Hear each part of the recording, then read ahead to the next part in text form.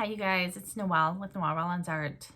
So today's video is all about how to take life's hardest moments and somehow find lessons and creativity and motivation and purpose from them.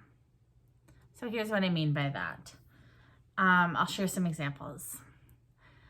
So like years ago, I was in my mid to late 20s. I thought my life was going this way. Everything was going along. And then new information comes in and I find myself going through divorce with a 3-year-old. Moving back across the country, like life shattered, right? And somehow through that experience, even while I was in it though, I had this thing overtake me. And I genuinely think it's like one of my superpowers is that I could be in the thick of all of the feelings and the scaredness and the uncertainty. And yet this part of me could like fly above, almost like bird's eye view, and have a calmness or like help me attach to the other side of that experience and know that I'll be okay. And at that point then, knowing I will get to the other side, I could just do the work to learn the lessons I could through this experience. I thought, you know what? I get to do this again. As terrifying as that sounded, there was also really good things. Like I got to choose again. I got to set up my life now in my late 20s exactly how I wanted it. I could bring in who I wanted. I could redefine everything I wanted. And so I chose to take that perspective instead of woe is me, what will I do? There was a lot of anger, a lot of misunderstandings, a lot of frustrations, don't get me wrong.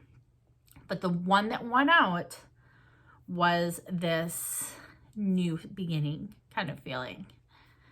Another experience of this is when my mom passed away unexpectedly. I was on my honeymoon and she was only 57. So we're out of state, get the call, come back, my entire life like shattered, right? Going from the highest of highs to the lowest of lows. And somehow through that experience still though, being able to feel all of the feelings of sadness and anger and frustrations and all of everything. Deep grief, the same feeling came over me to where I journaled a lot through it and I wrote like unpublished blogs about the experience. So I would have record of the feelings I was feeling. And what I was able to do is about a decade later, I was able to take that experience and write a book about it.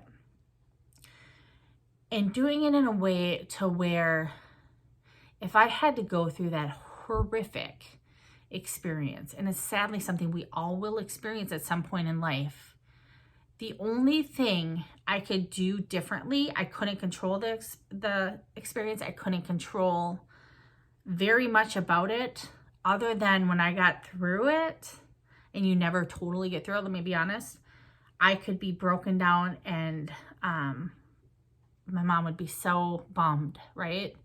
Or I could use that and just think like if I had to walk through that fire, the only thing that makes that better is if I can help the next person who has to walk through that find their way a little easier. And that motivation for me has helped me so many times because I have this belief that I know I'm not the only one who's experienced this. So how can I take my perspective, my angle on it, my obsessive ability to rerun things through my head and process them and analyze them and research how other people handle things and turn that into something. And so there's just many times in life, whether it's something bad that you personally experience, like a death, a divorce, a move that went wrong, an injury, an illness, things that are heartbreaking that affect your inner world. And then there's also these other experiences like we've all experienced collectively lately of things that we can't control, there is this like pandemic going on and everyone has a different response, and there's the political, medical, social like explosion, right, of just things. And no matter who you are, what side you fall on, anything, someone in your life disappointed you through it.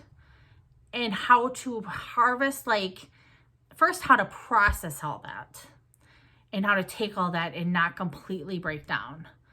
And then to find a safe kind of place to sit within and work through your feelings about it. Work through how can we get through this experience? And what can I personally do? How can I reframe this experience into something that could help me later in life? Some examples that I've kind of thought about are, if I can get through this, I can get through anything. Truthfully. The rest of our lives collectively, we will have the knowledge that we are stronger people for this. We didn't want it, but we can know that. Our collective empathy, even though it seems like things are like this, there is a collective empathy happening and an equalizing that's happened. It didn't matter if you were rich or poor or any level of things. Couldn't control how you were affected. There is a choice we each make on how we could respond. So for me, I've been trying to journal through this. I'm using like creativity. I have been, as someone who loves alone time, I've been just embracing the fact that for so many months I wasn't expected to go anywhere or be anywhere, and I loved it. Trying to find any amount of good through it. Family time, just a much calmer time with my kids and my husband, and we got to reset. And that doesn't take away any of the horrible, sad, devastating parts, but it's also recognizing there's only so much I can do or you can do, about that. And so we have to control what we can control, and creating and writing music, writing poetry, drawing, painting, crafting, any of that, redecorating your house and painting is so therapeutic and kind of sanity saving from a time like this, that's what we can do. And I have no doubt in the years to come, we are going to see things birthed from this time that are so beautiful. People that took this time to not be shaken by it all, and instead they were able to kind of tune out the noise enough and dig really deep and use whatever they were having to go through as a way to produce something beautiful from it. And if we can do that in a time like this, I think we can do it anytime. So I hope it's some encouragement to you that there is a possibility in even the hardest, worst of times where our lives are barely recognizable, the beauty still can come from it. And if nothing else, you can find purpose. You can start a foundation. You can start a nonprofit. You can use all of your anger and your frustrations to start something good. Because sometimes there's things that should not have happened that happen. I get it. But if you can take that horrible experience and at least help the next person through it, at least something you can do with what you've been handed. What would you add?